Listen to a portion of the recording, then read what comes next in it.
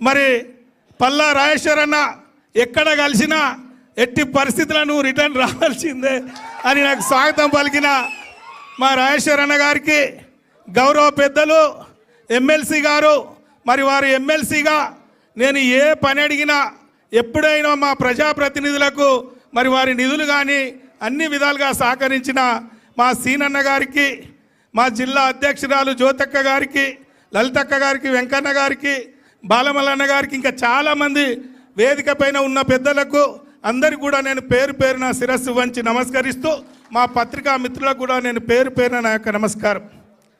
చాలామంది పత్రికల మిత్రులకు లేదా ఇతరత్ర నాయకులకు కొన్ని అనుమానాలుండే.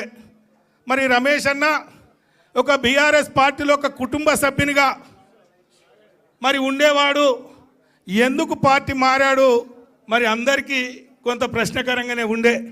దయచేసి ఈరోజు మాట్లాడాల్సిన అవసరం ఉంది.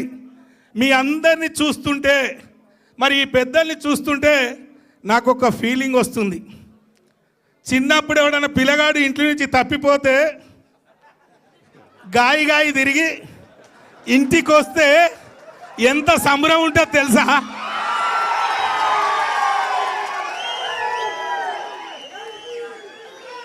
అవి ఒక అట్లున్నది. పొలగాడు తప్పిపోయి ఇంటికి వస్తే ఎట్లున్నది సంబరం. అవి అంత సంతోషంగా ఉంది, నాకు ఆనందంగా ఉంది. ఎందుకంటే కేసీఆర్ గారు బాబు గారు నియోజకవర్గ విషయంలో ఎప్పుడు పోయినా నా కాగితం పోగానే శాంక్షన్,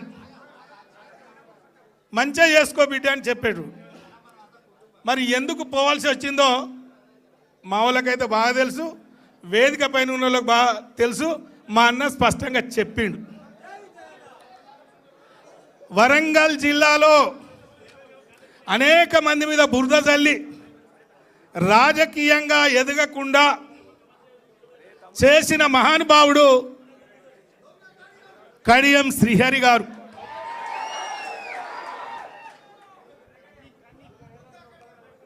ఎన్నికల ముందు రేవంత్ రెడ్డితో ములాఖాత్ కుదుర్చుకొని మొన్న జరిగిన ఎన్నికల్లో నా ఓటమితో పాటు వరంగల్ జిల్లాలో అనేక మంది ఓటమి కోసం కాంగ్రెస్తో ములాఖాత్ అయి కొవర్ట్గా పనిచేసి ఒక టీమును తయారు చేసి మరి ఏ విధంగా మోసం చేసిండో ఆ ఫలితాలు ఏ విధంగా వచ్చినో మీ అందరికీ తెలుసు. మరి ఇలాంటి దుర్మార్గులున్న పరిస్థితిలో పార్లమెంటు ఎన్నిక సందర్భంగా మేము ఒక నాయకుని శిక్షణతో ఒక క్రమశిక్షణంగా పనిచేసి రాజకీయాల్లో గ్రామాల్లో ప్రజల అభిమానాలు, కార్యకర్తల అభిమానాలు, నాయకుల అభిమానాలను మేము కొనియాడినాం, పొందినాం.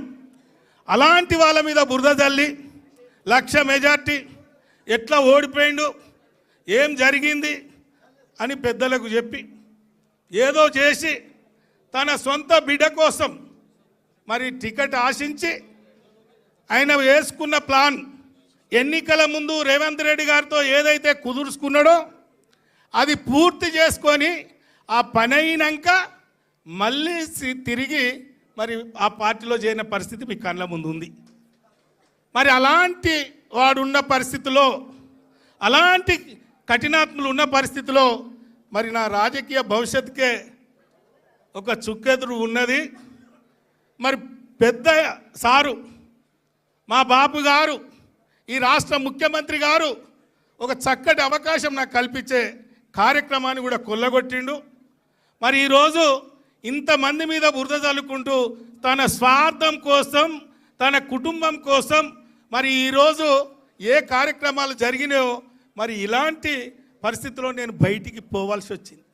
విధి లేని పరిస్థితుల్లో మరి మొన్న పార్లమెంట్లో నేను భారతీయ జనతా పార్టీలో పోటీ చేయడం జరిగింది, మీ అందరికీ తెలుసు.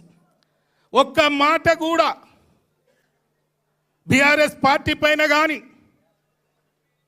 కేసీఆర్ గారిని కానీ ఇతరత్ర నాయకులను కానీ ఏ రోజు కూడా నేను ఒక్క మాట కూడా నేను మాట్లాడలే. ఎందుకంటే నా గుండెలో ఉంది కేసీఆర్ గారు ఏం చేశారు, ఏ విధమైన కార్యక్రమాలు చేశారు నా గుండెలో ఉంది. మరి అలాంటి పాపాత్ములు బయటికి పోయింది కాబట్టే, అలాంటి దుర్మార్గులు బయటికి పోయింది కాబట్టే తిరిగి నా సొంత ఇంటికి చేరాలి, మా బాపు ఆశీర్వాదం తీసుకోవాలి, జరిగిన తప్పులు మరి చెప్పుకొని మరి సొంత ఇంటికి రావాలని ఈరోజు నిర్ణయం తీసుకోవడం జరిగింది. ఈరోజు మరి అలాంటి పాపాత్ములు పోయిన ఈ భవనంలో పాలాభిషేకం చేసి ఇది పుణ్యతం చేసిండ్రు. మరి నా హృదయాన్ని నేను పాలాభిషేకంతో హృదయాన్ని పూర్తి క్లియర్ చేసుకొని ఒక మంచి మనసుతో మా బాపు గారి నాయకత్వంలో పనిచేయాలని ఇందులో అడుగుపెట్టడం జరిగిందని నేను ఈ సందర్భంగా నేను మీకు మనవి చేస్తున్నాను. ఒక్కసారి మీరు ఆలోచన చేయాలి. ఈరోజు కేసీఆర్ గారు ప్రభుత్వం పోయిన తర్వాత, బీఆర్ఎస్ ప్రభుత్వం పోయిన తర్వాత, కేసీఆర్ గారి ముఖ్యమంత్రిగా పక్కకు జరిగిన తర్వాత 2 సంవత్సరాల్లో ఈ రాష్ట్ర ప్రజలు ఏ విధమైన ఇబ్బందులు పడుతున్నారో మీరు గమనిస్తున్నారు. అది రైతులు కావచ్చు, కార్మికులు కావచ్చు, కర్షకులు కావచ్చు, విద్యుత్ కావచ్చు, లేదా ఇతరత్ర ఏ రంగంలోనైనా ఈరోజు 2 సంవత్సరాల్లో ఆగమాగం అడివి. ఈ రాష్ట్రంలో సంపద పెంచి ఎస్సీ, ఎస్టీ, బీసీ, మైనార్టీ వర్గాలను కాపాడుకొని అందరి ముఖంలో సంతోషాన్ని చూసిన మహానుభావుడు కేసీఆర్ గారు. మరి ఆ రోజు కేసీఆర్ గారిని ఈరోజు గుర్తు చేసుకుంటున్నారు. అందుకే ప్రజలు ఎప్పుడు ఎన్నికలు వస్తాయి మళ్ళీ కేసీఆర్ గారిని ముఖ్యమంత్రి చేసుకోవాలనే ఆలోచనలో ఉన్నారు. ఎంత తొందరగా వస్తే బాగుండు అని. మరి ఈరోజు అదే పద్ధతిలో కొందరి దుర్మార్గుల వల్ల పార్టీ వీడిన వారు కూడా ఎప్పుడు మళ్ళీ కేసీఆర్ గారి దగ్గరికి పోతే బాగుండు, మళ్ళీ కేసీఆర్ గారి ఆశీర్వాదం తీసుకుంటే బాగుండు అనే మంది కూడా చాలామంది చూస్తున్నారు. ఎన్ని మోసాలు, ఎన్ని వాగ్దానాలు, ఎన్ని హామీలు ఇచ్చారో మీకు తెలుసు. ముఖ్యంగా మనందరం కూడా ఉన్నాం. మన ఉద్యమకారుల్ని కూడా బుట్టలో వేసుకొని మేము అధికారంలోకి వస్తే ఉద్యమకారులకు ఇది చేస్తాం, అది చేస్తామన్నారు. ఏమన్నా చేసిందా? ఈరోజు ఉద్యమకారులు మరి అందరూ కూడా మనం గుండె మీద చేసుకొని ఆలోచన చేయాలి. మాయ మాటలు చెప్పి మరి ఈ ప్రభుత్వాన్ని మార్పు కోరుకొని కేసీఆర్ గారిని గద్దె దించిన తర్వాత అన్ని వర్గాలతో పాటు ఉద్యమకారులను కూడా ఏం చేసిండో దయచేసి